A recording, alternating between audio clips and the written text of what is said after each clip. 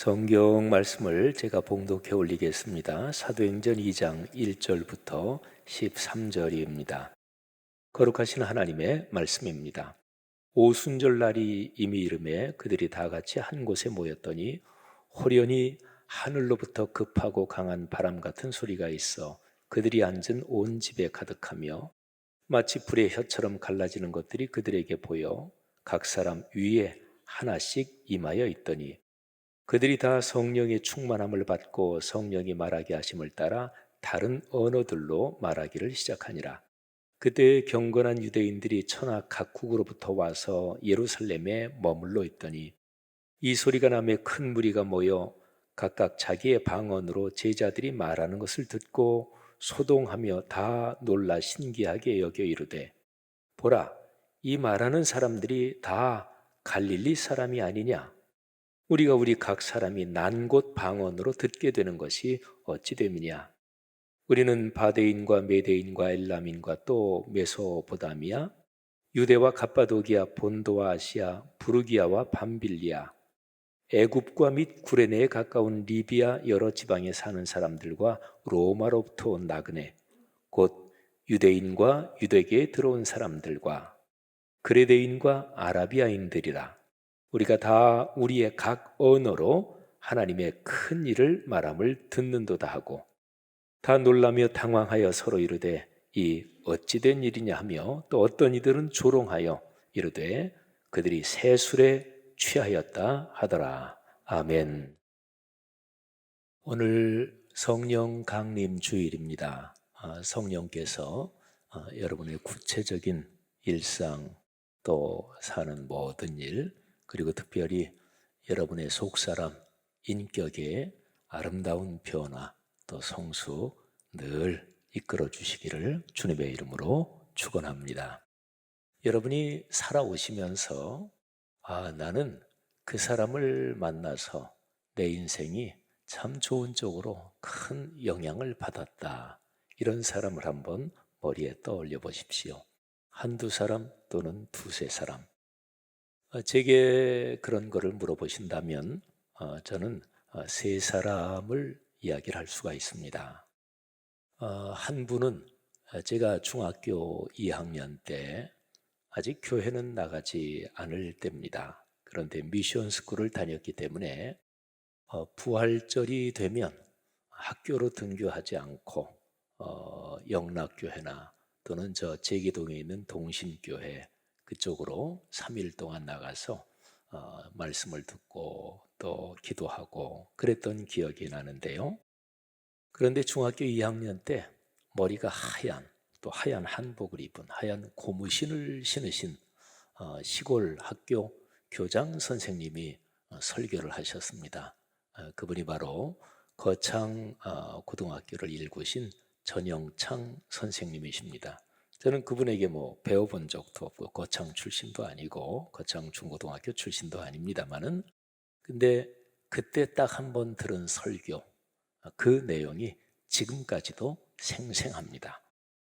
가만히 인생길 쭉 걸어오면서 나중에 보니까 그때 중학교 2학년 때 전영창 선생님께 들은 그 설교가 제 속에 깊이 자리 잡고 있는 것을 제가 고백하게 됐습니다.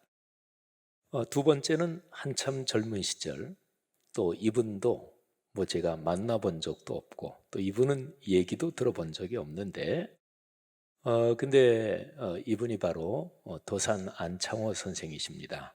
한참 젊을 대학생 시절에 그래 이런 분의 가르침이 우리나라 젊은이들 이 나라에 필요하다. 그런 깊은 감동을 받았고 죽더라도 거짓은 말아라. 이런 도산 안창호 선생이 직접 쓰신 그 액자를 저 정릉에 사는 도산 안창호 선생 조카 되시는 나이가 많으신 할머님 댁에 어떤 연유로 방문하게 됐다가 거기에서 그 친필로 쓰신 붓글씨 액자도 봤습니다. 세 번째는 한참 신학을 공부하고 또 성경 말씀을 연구하고 하면서 만일에 하나님께서 너희가 사는 시대에 옛날에 살았던 하나님의 사람 중에 어떤 한 사람을 다시 보내준다면 너는 누구를 보내달라고 하겠느냐? 그러면 예, 세례 요한입니다. 그렇게 한참 신학을 공부하던 시절에 그런 생각을 했고, 그만큼 성경의 세례 요한 그분에 대한 기록에서 저는 큰 감동을 받았습니다. 여러분 생각해 보세요. 중요한 만남에서는 반드시 크든 작든 어떤 영향이 있습니다. 그렇잖아요. 그죠? 크든 작든 영향이 있지요. 여러분은 살아오시면서 어떤 사람을 만나서 그리고 어떤 영향을 받았습니까? 그런데 하나님을 만났다. 그리고 하나님의 영, 그리스도의 영이 어떤 사람 안에 강하게 역사했다. 그런데도 변화가 없다. 그건 거짓말이지요. 그거는 하나님의 영이 역사한 게 아닙니다. 이런저런 신비한 현상이 있었어도 그거는 일반 잡신, 일반적인 귀신이 그 사람에게 역사한 거지 하나님의 영이 역사한 건 아닙니다. 하나님의 성령이 역사하시면 반드시 어떤 사람에게서 속사람의 변화, 인격의 변화지요. 그리고 사는 삶의 변화, 일상의 변화죠. 그게 반드시 일어납니다. 자, 사도행전 2장에 보면 오순절 성령 강림 사건이 기록이 되어 있습니다. 여러분, 오순절 성령 강림 사건, 사도행전 2장의 이 사건은 창세부터 이 모든 존재하는 역사가 끝나는 예수 그리스도의 재림까지 이 시간의 흐름, 존재의 흐름에서 유일한 사건입니다. 한 번 있는 사건이었습니다. 그러니까 구약시대에 성령이 강하게 역사하신 사건이 무수히 많았고 또 신약시대 이후 오늘날까지도 그리고 지금도 성령 하나님이 역사하시는 그런 사건은 무수하게 많죠. 그런데 성령 하나님께서 우리 사람들의 마음과 영혼 속에 이사 오셔서 그래서 아예 자리 잡고 사시게 된 이사 오신 사건은 창세부터 재림까지 여기 딱 한 번입니다. 그때 오셔서 더 이상 떠나지 않으시고 그리스도인과 교회 공동체의 삶에 함께 하시는 거지요. 성도 여러분들이요, 그리스도인들이 각자 신앙의 성숙도에 따라서 또 지금 현재 나의 신앙 상태에 따라서 느끼는 바는 다르지만 성경은 말씀합니다. 모든 그리스도인들에게 하나님의 성령이 그 사람 안에 계십니다. 하나님께서 여러분 안에 거룩한 영으로 늘 함께 계시는 것 믿으시고 또 체험하시고 그리고 넉넉하게 큰 힘이 되시기를 주님의 이름으로 축복합니다. 이 오순절의 성령 사건, 2000년 전의 이 사건의 그 상황을 잠깐 살펴보겠습니다. 예루살렘에 있는 어느 다락방이었습니다. 보통 마가의 다락방 그러지요. 이 마가는 젊은 청년이었고요. 그의 어머니 이름이 마리아였습니다. 꽤 잘 사는 집이었을 것입니다. 이 다락방에 대략 120명 정도가 모여 있을 걸로 생각하는데 120명이 들어갈 정도의 다락방이면 작은 집이 아니잖아요. 이 마리아의 가정은 예수 그리스도를 신실하게 믿고 또 예수님의 사역하는 동안 많이 섬겼던 가정이었을 것입니다. 그런데 그들 가운데 갑자기 하늘로부터 소리가 들렸고 그리고 눈에 뭐가 보였습니다. 들린 소리는 바람 같은 큰 소리가 들렸고 그리고 눈에 보인 거는 마치 불의 혀처럼, 그러니까 보통 이 오순절 성령 강림 사건을 그린 그림을 보면 사람들이 쭉 있고 사람들 머리마다 이렇게 불꽃이 하나씩 있는 그런 그림을 볼 수가 있죠. 그러니까 불의 혀처럼 갈라지는 것들이 각 사람 위에 하나씩 임하여 있더니, 그러니까 바람과 불, 이거는 그 놀라운 사건을 체험한 사람들이 말하자면 간증을 한 거예요. 아, 그때 이런 일이 있었다. 그러니까 바람 같은, 불 같은 이런 거지요. 하나님의 거룩한 역사가 임하는데 사람이 정확하게 그게 이거다, 이렇게 설명은 불가능합니다. 여러분들이 어떤 너무너무 아름다운 경치를 봤어요. 그냥 온 몸으로 그 감동이 전해지는데 그거 100% 표현할 수 있나요? 그러지 못하지요. 이건 뭐 하나님이 거룩한 영이 임하시는 거니까 더 그렇습니다. 그리고 창세부터 저 영원한 나라에 이르기까지 하나님께서 아예 사람들 안에 내려오셔서 같이 사시는, 사람의 마음과 영혼에 깊숙하게 들어오셔서 같이 사시는 이 엄청난 사건, 그거는 바람 같았다, 불 같았다.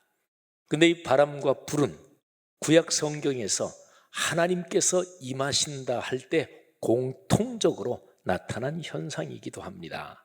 그러니까 이 신앙인들이 구약 성경 내용을 잘 알고 있었고, 그래서 느낌을 또는 현상을 표현하면서 그렇게 표현했겠죠. 자, 그런데 중요한 점이 있습니다. 자, 성령의 충만함이 그들에게 임하셨습니다. 그런데 어떤 현상이 있었던 것일까요? 오늘 성경 말씀을 보면 성령이 말하게 하심을 따라 말하기 시작했습니다. 자, 성령이 말하게 하셨습니다.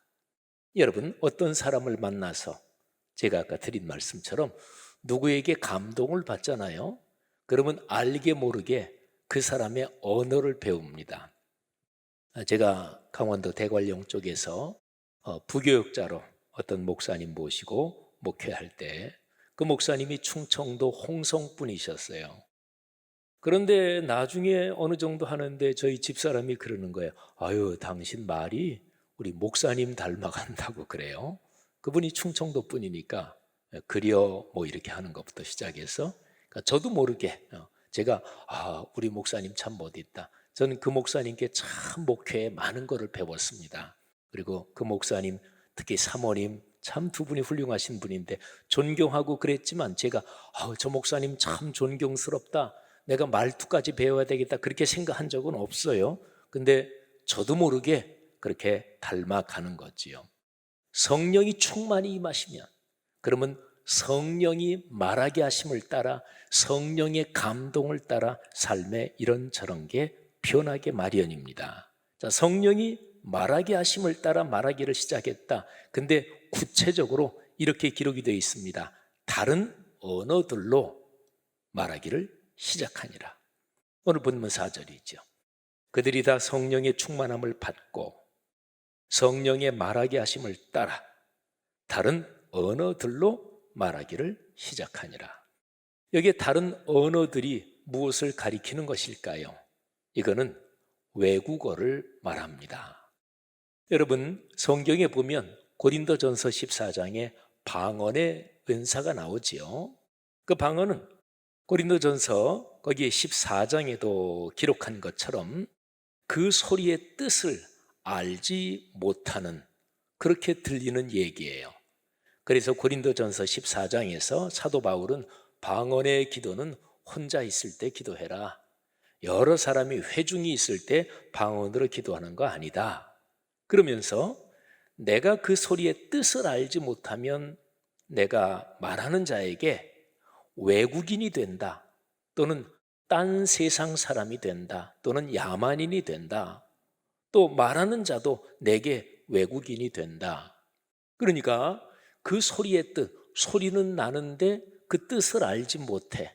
그러니까 보통의 통상적인 한국말이든 영어든 인도네시아어든 보통의 어떤 언어의 문법 구조, 논리적인 이해 구조, 그렇게 들리는 소리가 아니다, 그런 거지요. 고린도전서에 나타난 방언의 연사, 그건 이제 그런 거예요.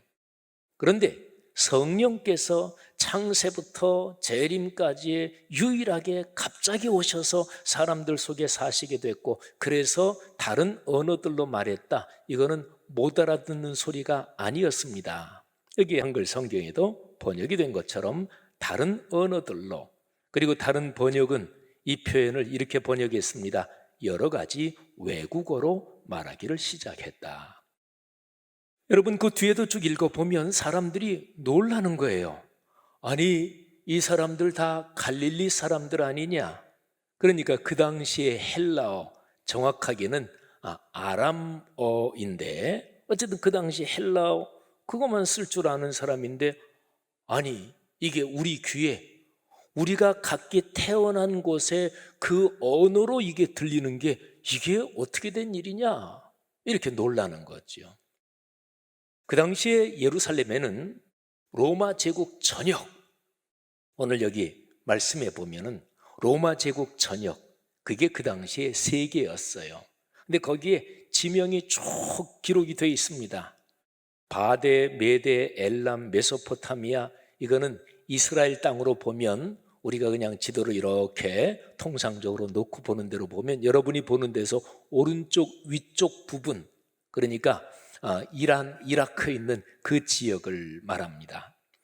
그 다음에 또 두 번째로 유대, 갑바도기아, 본도, 아시아, 부르기아, 밤빌리아, 이거는 이스라엘 쪽으로 보면 약간 왼쪽 위쪽으로 오늘날의 터키 지역, 이제 그쪽을 말합니다.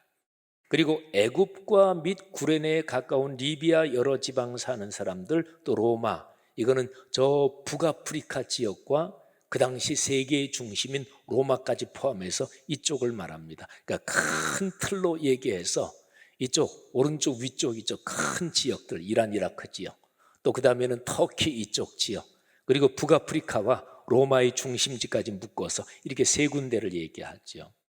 그 다음에 이제 거기에 모였던 사람들을 이렇게 표현합니다. 두 가지로 더 표현하는데 이게 중요합니다. 유대인과 유대교에 들어온 사람들. 그 당시에 전 세계 인종을 나누는 이 성경에, 구약에 아주 간단한 표현이 있어요. 신약도 마찬가지인데 유대인, 유대인이 아닌 사람, 유대인이 아닌 사람을 이방인이라고 불렀죠. 또는 헬라인이라고 불렀죠. 그러니까 유대인과 유대교에 들어온 사람들, 유대교에 들어온 사람들은 유대인이 아닌데 유대교 신앙을 받아들인 사람들을 말합니다. 그러니까 유대인이 아닌 모든 사람들 중에서 씨앗이 되는 대표적인 사람이지요. 그러니까 이 본문 말씀은 전 세계 모든 사람이 다 모였다, 이런 표현이에요. 자, 그리고 또 하나 중요한 표현인데 그레데인과 아라비아인들. 자, 그레데, 이거는요 이스라엘 지역, 이제 거기에서 이렇게 보면 지중해 쪽으로 해서 있는 섬을 말합니다. 그리고 아라비아, 요거는 저 동쪽으로 해서 아라비아 사막 지역을 말합니다. 여러분 구약에도 그렇고 신약에도 그렇고 가장 먼 지역, 그러면 바다 쪽에 있는 섬이에요. 가장 오지, 그러면은 사막 지역이에요. 그러니까 저 지중해 바다에 있는 어떤 섬, 그리고 저 아라비아 그쪽에 있는 어떤 사막 쪽, 이거는 그 당시에 이쪽 끝 저쪽 끝, 이거를 모두 포함하는 거죠. 그러니까 그 당시에 예루살렘에 모였던 그 유대인들인데요. 주로 유대인들은 로마 제국 전역에 흩어져 살았거든요. 이 사람들이 나이가 어느 정도 들고 돈이 있는 사람이면 예루살렘으로 이사 와서 살았어요. 이유는 메시아가 오시는데 그때 죽은 사람들이 부활한다. 그런데 메시아가 바로 예루살렘 그쪽에 먼저 오신다, 이런 생각을 가지고 있었어요. 우리 교회가 내년에 이스라엘 요르단 성지순례 60주년 기념으로 가는데, 전에 성지순례 가보셨던 분들 기억나실 거예요. 예루살렘에서 동쪽문으로 나와서 감람산 쪽으로 올라가면 거기에 무덤들이 쫙 있습니다. 돈 많은 사람들의 무덤이에요. 제일 먼저 거기 있는 사람들이 부활한다.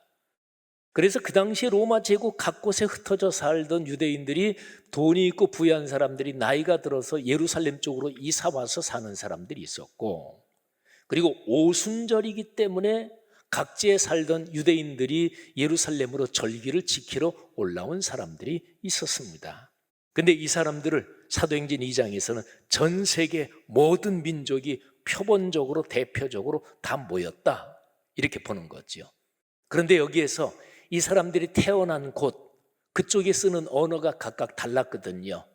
유대인이니까 물론 히브리어를 했겠지요, 대부분. 근데 히브리어 말고 자기들이 태어난, 유대인이지만 로마 제국 각 곳에 태어난 그쪽의 언어 당연히 알았겠죠. 그 언어로 들렸다는 거예요. 여러분, 이거는 의사소통이 됐다. 그러니까 다른 언어들, 이거는 기능적으로 의사소통이 되는 그런 역사가 일어났다는 거죠. 이거는 창세기 11장에서 인간의 죄악이 아주 극치에 이르자 하나님이 언어를 혼잡하게 만드셔서 바벨탑을 쌓던 인간들이 바벨탑을 중단하게 되지요. 하나님께서는 무서운 심판을 내리시는 거예요. 생각해 보세요. 사람 살면서 제일 힘든 일이 무엇입니까? 뭐 이런저런 여러 가지를 얘기할 수 있겠죠. 근데 아마도 누구나 다 공통적으로 인정할 것이 의사소통이 안 되면, 말이 통하지 않는 게 제일 힘든 두세 가지 중에 하나일 것입니다. 사랑하신 여러분, 죄악에 빠진 인간 세상의 고통 중에서 소통이 안 된다, 의사소통이 안 된다, 마음이 전달되지 않는다, 아주 큰 고통이고 그리고 어려운 거지요. 그런데 성령이 오시면서 의사소통이 이루어졌다는 거예요. 그리고 땅 끝까지 복음이 전파된다, 그거의 출발점이 지금 여기다, 이런 의미가 여기에 담겨 있는 거죠. 세계 모든 민족이 표본적으로 다 모였으니까. 그러니까 예수님께서 승천하시기 전에 말씀하신 게 있잖아요. 너희가 성령의 충만을 받으면 땅 끝까지 가서 모든 민족에게 복음을 전할 것이다. 근데 드디어 그 위대한 출발이 오순절 성령이 강림하시면서 예루살렘 거기에서 시작이 된 거죠. 자, 이게 다른 언어들의 첫 번째 의미, 그리고 또 하나 의미가 있습니다. 다른 언어들로 말하기 시작했다. 또 하나의 의미는 무엇일까요? 여러분, 사람이 마음과 정신, 이 속이 바뀌잖아요. 그건 다른 말로 가치관이 바뀐다는 것을 말해요. 그러면 생각이 변하지요. 생각이 바뀌면 거기에 따라서 언어가 변합니다. 여러분, 사람이 힘들면 입에 아예 죽겠다는 소리가 붙잖아요. 힘들어 죽겠다, 심지어는 좋은 것도 아유 좋아 죽겠다 그래요. 물론 그 언어 표현에 담긴 뜻이 얼마나 좋은지 죽을 정도로 좋다, 뭐 그런 뜻이면 그것도 괜찮겠습니다만, 근데 그 사람의 생각이, 삶이 이렇게 좋은 거구나, 행복하다, 그러면 죽겠다는 말이 나올까요? 그러지 않지요. 불평하는 말이 나올까요? 그러지 않지요. 여러분 보세요. 다른 언어들로 말하기를 시작하니라 성령의 충만함을 받은 제자들의 언어가 바뀐 것을 한 가지만 예를 들게요. 사도행전 3장에 베드로와 요한이 성전 미문으로 들어가다가 걷지 못하는 장애인을 만나서 그를 고칩니다. 사람들이 기적을 보고 놀라서 막 모여들죠. 그리고 베드로와 요한을 존경스러운 경이로운 눈으로 쳐다봅니다. 그때 베드로와 요한이 이렇게 얘기합니다. 우리의 능력으로 이 사람을 고친 것처럼 왜 우리를 쳐다보느냐? 우리가 아니다. 예수 그리스도를 믿는 믿음으로 이 사람이 온전하게 됐다. 그러면서 자기들에게 오는 그 존경과 경외의 눈길을 자기들이 예수 그리스도께 돌립니다. 근데 베드로와 요한이 늘 그랬던 사람일까요? 천만에요. 반대였습니다. 예수님께서 십자가에 달려 돌아가신다는 고난을 얘기할 때 베드로가 이렇게 얘기합니다. 다른 제자들은 배반할지 몰라도 주님, 저는 아닙니다. 그러니까 베드로는 다른 사람과의 비교의식에서 자신은 특별하다고 생각하는 사람이었어요. 자신을 내세우는 사람이었어요. 야고보와 요한도 이 형제간인데 역시 마찬가지였습니다. 야고보와 요한은 예수님께서 마지막에 십자가를 지시러 예루살렘에 올라가실 때 주님의 오른편 자리, 왼편 자리는 우리 형제 겁니다, 어머니까지 동원시켜서 그렇게 나섰던 사람이었습니다. 근데 이 사람들이 언어가 달라져요. 말이 달라져요. 이유가 무엇일까요? 그렇게 겸손한 척 했을까요? 천만에요. 그들의 속이 변한 거예요. 그래서 다른 언어들로 말하기 시작한 거예요. 그러니까 그들의 속에 하나님을 사랑하고 하나님께 받은 은혜가 얼마나 큰가, 이게 그들의 온 삶을, 정신과 영혼을 그냥 강하게 감동시켰던 거예요. 그러니까 하나님을 간절하게 진짜로 사랑하게 된 거예요. 그리고 하나님을 그렇게 사랑하면서 하나님의 명령대로 이웃을, 주변 사람을 참 진실하게 사랑하게 된 거예요. 그래서 사람들이 죄에 빠져 죽는 것을 보면서 그냥 보지 못하고 그들에게 복음을 전하고, 또 예수를 믿은 사람들이 예수 그리스도를 더 닮아가도록 그들에게 말씀을 가르쳐 지키게 하고. 사랑하신 여러분, 이 정도 되니까 이제는 의사소통이 마음으로 영으로 더 깊이 되겠죠. 생각해 보세요. 다른 사람들과의 관계에서 너보다 내가 나아, 이런 게 겉으로는 표현 안 해도 속으로 있는 사람, 인간관계에서 어차피 드러나지요. 그런 사람이 다른 사람한테 존경받을까요? 환영받을까요? 그냥 앞에서 예의상 말할 때는 아유 대단하십니다, 속으로는 욕하겠지요. 그런데 진정으로 마음속으로 다른 사람을 존경하고 배려하고 사랑하고, 그래서 말을 그렇게 하는 사람은 다른 사람이 알잖아요. 그때 진정하게 소통이 되는 거죠. 그건 바로 하나님의 은혜를 받을 때 가능해진 사건입니다. 성도 여러분들이요, 누가복음과 사도행전의 맥락에서 보면 하나님의 거룩한 말씀을 예수 그리스도께서 십자가에 달리시기 전까지 가르치셨는데, 그때 제자들이 말씀을 이해했어요. 그런데 부활하신 예수님이 말씀을 다시 풀어주실 때 그들은 말씀을 이해하는 데서 한 단계 더 깊이 들어가서 말씀을 깨달았어요. 그런데 성령이 오시고 나서 그 말씀을 깨달은 대로 생각이 변하고 또 언어가 변하고 삶이 변했습니다. 그러니까 하나님의 거룩한 말씀이 이해됐다. 두 번째 단계 깨달았다. 세 번째 단계 변화돼서 그렇게 생각하고 그렇게 살게 됐다. 말씀이 삶이 된 거죠. 성도 여러분, 이게 바로 사도행전의 오순절 성령 강림 사건입니다. 이 은혜가 여러분과 우리 말씀 삶 공동체에 늘 충만하기를, 하나님이 계속 거듭해서 이 은혜를 주시기를, 여러분이 이 은혜를 받고 그렇게 복된 삶을 살기를 주님의 이름으로 축복합니다. 여러분 어떠십니까? 교만하십니까? 아니면 하나님을 찬양하면서 겸허한 마음이 늘 깊어지십니까? 매사에 늘 부정적으로 보십니까? 아니면 주님께서 같이 계시니 그래, 주님이 합력해서 선을 이루실 거야, 이렇게 긍정적으로 보십니까? 다른 사람에 대해서 다른 사람 얘기할 때 비난하는 얘기가 더 많습니까? 아니면 배려하고 다른 사람을 감싸 안습니까? 특별히 사실도 아닌 얘기, 다른 사람에 대한 부정적인 얘기, 헛소문이지요. 그런 걸 부지런히 전하십니까? 아니면 사실인지 아닌지 확인하고 사실이더라도 다른 사람의 단점과 약점을 내 기도 제목으로 끌어안고 기도하십니까? 삶을 살면서 사람이든 어떤 일이든 무너뜨리는 데 기여하고 계십니까? 아니면 세우는 데 역할을 하고 계십니까? 낭만과 절망, 이게 여러분의 삶에 더 큰 무드입니까? 아니면 믿음과 희망과 확신이 더 큰 무드입니까? 성도 여러분들이요, 여러분의 삶에 다른 언어들로 말하게 하시는 성령 하나님의 역사가 충만하시기를 바랍니다. 그래서 여러분의 삶이 아름다워지고 갈수록 복되고, 여러분이 그렇게 사셔서 아들과 딸, 손녀, 손자들이 부모, 할아버지, 할머니를 보고 그런 삶을 배워서 가문 대대로 은혜가 넘치기를 주님의 이름으로 축원합니다.